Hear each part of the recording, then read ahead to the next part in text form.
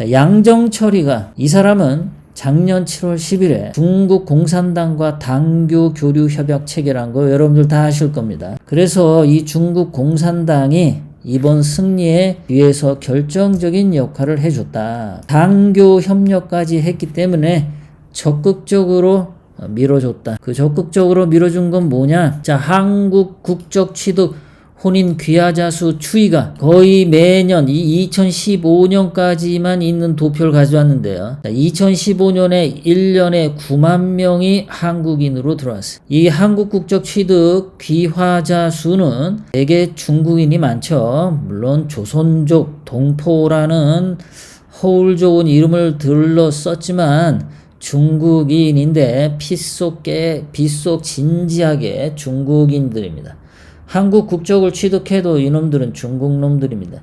이 놈들이 거의 매년 6만 명, 7만 명 한국 국적을 취득한다라는 거죠.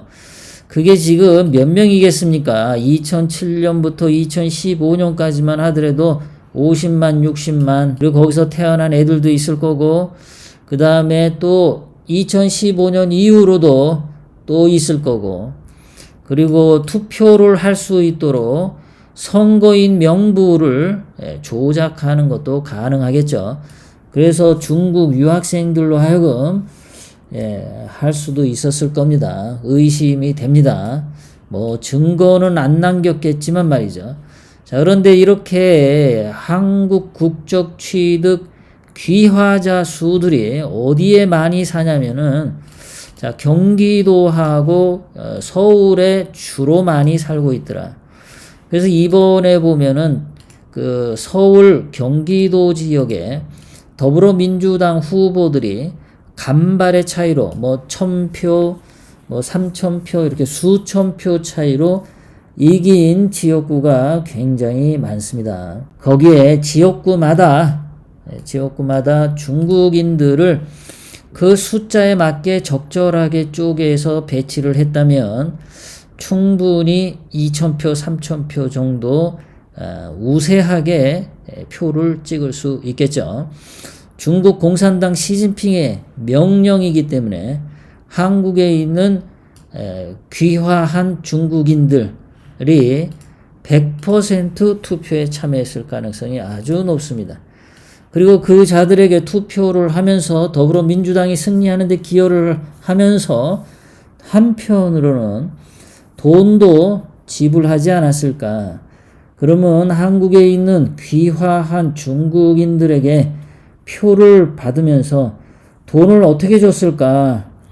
펀드 사기로 벌어들인 돈, 사모펀드 사기로 벌어들인 돈, 비트코인으로 벌어들인 돈, 기타 수많은 신라젠 주가 조작 사건, 또는 버닝썬에서 마약 판매하고 성상품 여자 판매하고 이런 걸로 마련된 돈을, 또는 국가 세금을 통해서 그런 돈들을 지불하지 않았을까, 그렇게 의심이 되는 겁니다. 자, 조선족 분포하고 서울시를 봤습니다. 자, 오른쪽 보이시는 것이 파란색이 더불어민주당 국회의원 어저께 당선된 사람들 지역이고요.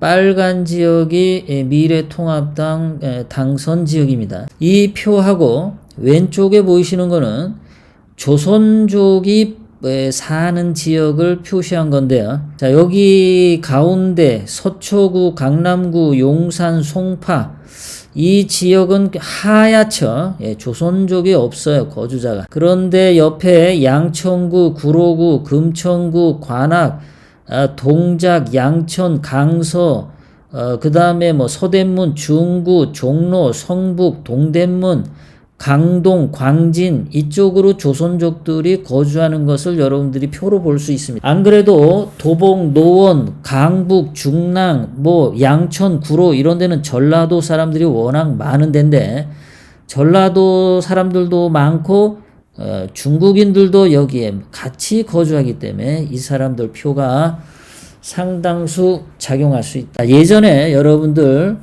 그 이석기가 통진당 그거 만들 때 그 이석기가 통진당을 집어삼키기 위해서 좌파들 안에서도 그 당권을 장악하기 위해서 이석기가 통진당 자기네들끼리 부정선거를 한 적이 있었습니다.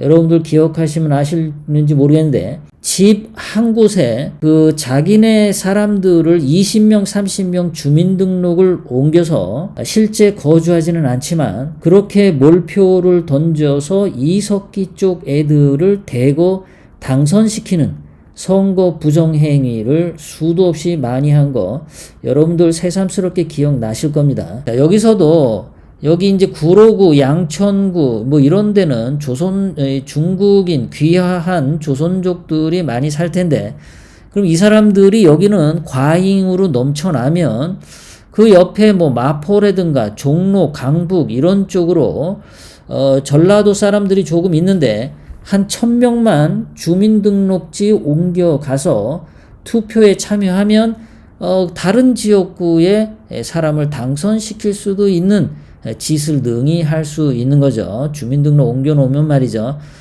옛날에 통진당 이석기가 썼던 수법입니다. 충분히 가능하다는 거죠. 그런데 이 조선족들이 용산, 강남, 서초, 송파에서는 그거 뭐 엄청난 숫자가 들어가야 이걸 뒤집는데 그렇게 하느니 자기네 더불어민주당 쪽에 한 1000표, 2000표만 되면은 당선할 수 있는 지역, 국회의원 머릿수를 많이 늘리는 쪽으로 주민등록을 옮겨서 당선시키는데 그 작전에 가담할 수 있었겠죠. 경기도 같은 경우 보면요. 자, 지금 수원시 병 같은 경우는 자, 의왕 과천은 7,382표 차로 더불어민주당이 당선이 됐습니다. 수원시 병은요.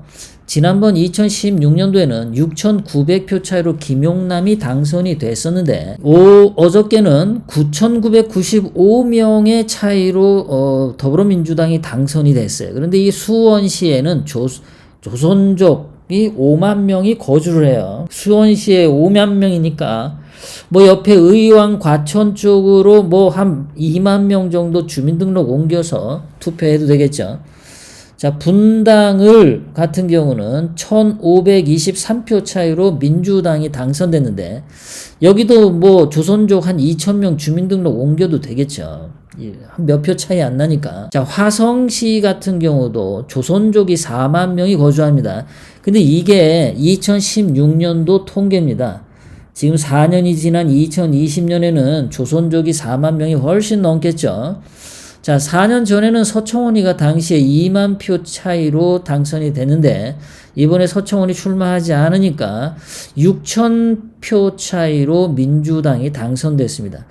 시흥시 갑도 9,000명, 파주시 을도 8,000명, 광명시 9,000명, 이천시 6,000명, 용인시 9,000명, 평택시 3,000명, 평택시 1,900명, 용인시 5,900명, 동두천, 연천 6,000표, 안성시 4,000표, 안산, 단원, 을 1,895표, 다 여기 경기도에 1,000표, 2,000표, 3,000표, 몇천 표 차이로 더불어민주당이 이번에 다 당선이 됐습니다.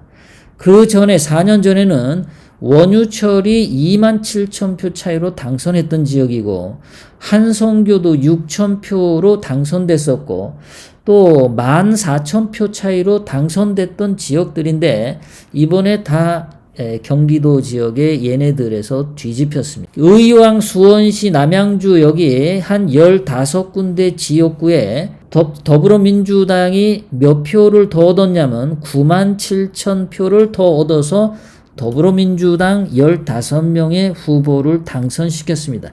조선족 10만 명만 여기 각 지역구마다 10,000명씩만 분산시켜서 주민등록 옮겨서 투표하면 당선이 가능하다는 거죠. 그런 것들을 그거는 주민등록만 옮기면 된단 말이죠. 식은죽 먹기죠. 그렇다면은 그러한 것을 조직적으로 그러한 명령을 수행하고 따르려면은 협조가 잘 이루어져야겠죠. 조선족 마음으로 하는 게 아니라 시진핑의 공산당의 명령이 있다면 거기다가 주민등록 옮겨서 투표하는데 먼 지역까지 투표하러 가야 되니까 차비 정도로 한 1인당 200만원씩 쏘아준다면 열심히 가서 표를 찍겠죠. 조선족, 구로구 을도 그렇습니다. 구로구에 조선족이 2016년 4년 전에 4만 명이 있었어요. 이 사람들이 다 귀화를 했는지 안 했는지는 모르겠지만 4년 전이니까 귀화를 했다고 하면 한국 국적을 의도적으로 다 취득할 가능성이 높겠죠. 이런 것들을 사용하려면 이 자들에게 한국 국적 반드시 취득하라고 분명히 그런 지령도 내릴 가능성이 높습니다. 거기 한국 국적을 취득하는 데 드는 모든 비용은 다 뒷받침해 주겠죠. 자, 구로구의 조선족이 4년 전에 4만 명인데 어저께 구로구에 3만 8천 명 차이로 구로구 을에 더불어민주당이 당선이 되었어요. 그러니까 조선족을 움직이면 당선 가능하다는 얘기죠. 동대문 갑도 6,800표 차이, 동대문 을도 8,000표 차이. 자, 조선족이 금천구에는 2만 5천 명이 4년 전에 있었는데 어저께 금천구에서 18,000명 표 차이로 더불어민주당이 당선이 되었습니다.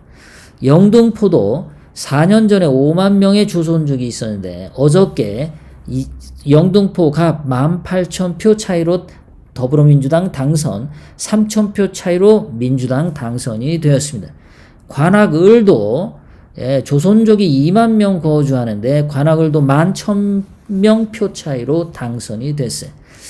서울 시내 선거구가 48개 선거구인데 여기서 어저께 표 차이가 전부 70만 표였습니다. 그러니까 이 사람들이 더불어민주당이 표 분석을 해서 어느 지역구에 조선족을 1,000명 보낼지 2,000명 보낼지 미리 계산해 가지고 그런 주민등록 옮겨서 투표에 대거 동원했다면 70만 표만 움직이면 서울 시내 48개 선거구 중에서 40개 지역을 독식할 수 있었던 거죠.